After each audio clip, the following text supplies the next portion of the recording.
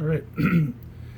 I dropped the ball here big time. I was posting monthly videos to uh, be equivalent to the men's breakfast, and I just completely lost track of everything that was going on this month and completely forgot. So I'm going to make this video. This will be the men's breakfast Bible study video for this month, and then I'll be back on track for July. And I'm doing it on Father's Day because I read a devotional here I thought was pretty cool, and but being a Christian father is a huge responsibility, and I don't think a lot of us quite always grasp that. So I apologize for all that, and you also excuse me because I'm kind of multitasking. I have stuff going on the website also. So this is from a book called "A Look at Life from a Deer Stand." I'm not a hunter at this point, anyway, but it was a devotional that was given to all the men in the church by Monty a few years back, and I finally got around to reading it. It's from Stephen Chapman, who's a Christian singer, performer. Good music if you want to check him out. But this is a devotional basically geared for men. It's guy stuff. It's called "A Look at Life from a Deer Stand." He writes his thoughts as he's sitting in a deer stand. This one here is called "That Boy of Mine." So I'm just going to read his devotional and then make a couple comments afterward. But it's called "That Boy of Mine," and it's based on Matthew 3:17. "This is my beloved son, in whom I am well pleased." And then he goes on to tell the story. The Wild Game dinner was well attended. As the main speaker, I was glad to see a lot of the fathers and their teen sons at the tables. After the event, when the crowd was dispersing, I shook the hands of several attendees as they filed out of the huge room. I'll never forget the quick exchange I had with one of the dads. He was with his son, who looked to be 12 or 13. The dad had his arm around the boy's neck and spoke with a huge smile and a southern drawl. "This boy right here is the best hunter in the state. He knows how to find them." I guess I'm going to read it with a southern drawl. "He knows how to find them. Set them up, and he does a good job tracking them after they're shot as anybody I hunt with. Have never seen a younger feller's how he wrote it, younger feller so mindful of safety as this boy. Ain't nobody else I'd rather hunt with than my son." I could tell the dad's words were coming from a grateful heart. Though it was quite clear he was proud of how good the youngster was in the woods, it seemed that he was more thankful that his best hunting buddy was his son. But the dad's expression of joy wasn't the only thing that caught my attention.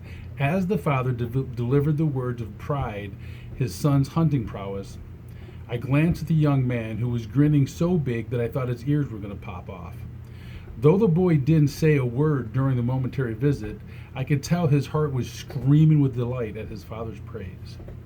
I didn't get a chance to say to the dad, but the kind words he spoke about his son had a nice biblical ring. It recorded in Matthew 3:17, God offered some profound praise when his son Jesus was baptized. The people in the area heard a voice from heaven say, "This is my beloved son, in whom I am well pleased."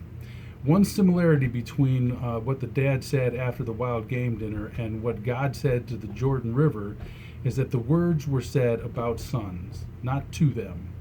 Though the Bible doesn't state it, can't you just picture God's joy and Jesus' pleasure at such a powerful confirmation of the father-son love and respect? I can't help but imagine a big grin on the glow and the acceptance of Jesus' face when the unseen voice boomed from the heavens. If you have a hard time telling your son or daughters that you love them, one way to let them know you care is to say a complimentary words about them to others, making sure your kids are earshot. This will thrill them down deep and help build up your ability to share with them face to face your heartfelt words of love. Let your children know often how much you care and how proud you are of them. You'll see them smile, build their self-confidence, strengthen your relationship. It's a win-win all the way around. And there's a poem here. This goes, "That boy of mine. I turned the corner down the 10th of Main, and some grandma's broken down old car was in the lane. Some young kid was under the hood trying to make it run. And when I drove by, I realized, well, that's my son. That boy of mine sure does make me proud. I want to tell everybody and say it loud. I could search. Sorry. I could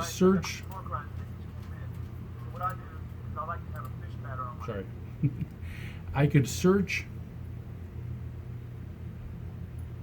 I'll find it. I could search the whole world over and never find another one like him, that boy of mine.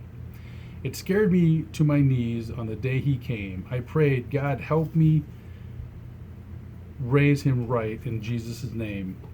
And in spite of me, he turned out as good as they come. And the grandma's car is in his hands. He'll get it done. There's a thing he needs to do to win. There's not a thing he needs to do to win my love. He belongs to me, and to me, that's good enough. But that boy of mine sure does make me proud. I want to tell everybody and say it loud. I could search the whole world over and over and never find another one like him, that boy of mine." I don't have a son, but I have 3 daughters that make me incredibly proud. And all 3 of them have distinct personalities, and I think have great gifts that will be great contributions to the world and to God. And I just pray that they allow him to do that, and that he protects them and keeps them from being let go astray. Voddie Baucham. If you're familiar with Voddie Baucham, if you're not, you should be.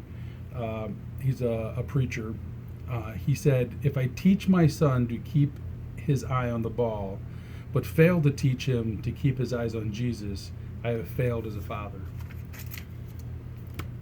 We have a direct call from God that we're going to be held accountable for, and that is that we are to teach our children the words of the Lord, and to point them in the right direction, to raise them up, and to be the Christ-loving and good citizens that God has called us. That's our job. That's our function.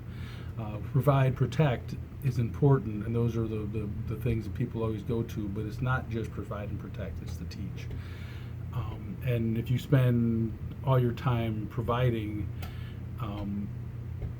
because you're at work, and making that the focus of your life, I think you'll miss the big picture, and that can happen to anybody. I'm fortunate, I'm blessed. I had a dad that was always there for me, and he always is. He still is today. I know that no matter what happens in my life, my dad is there for me, and he backs me up.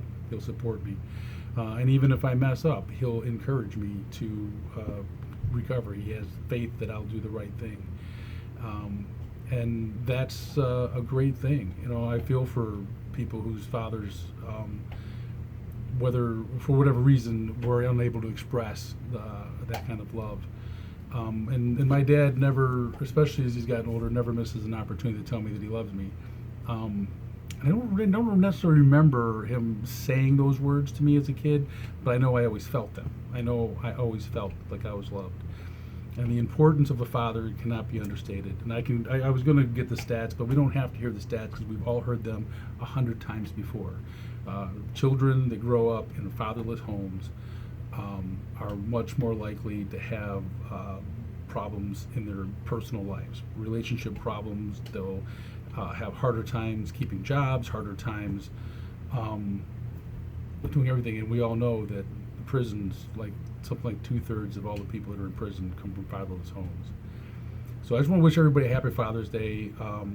And I know it's all about paying homage to fathers, but stop for a minute if you are a father and remember your responsibilities and be the dad that God's called you to be.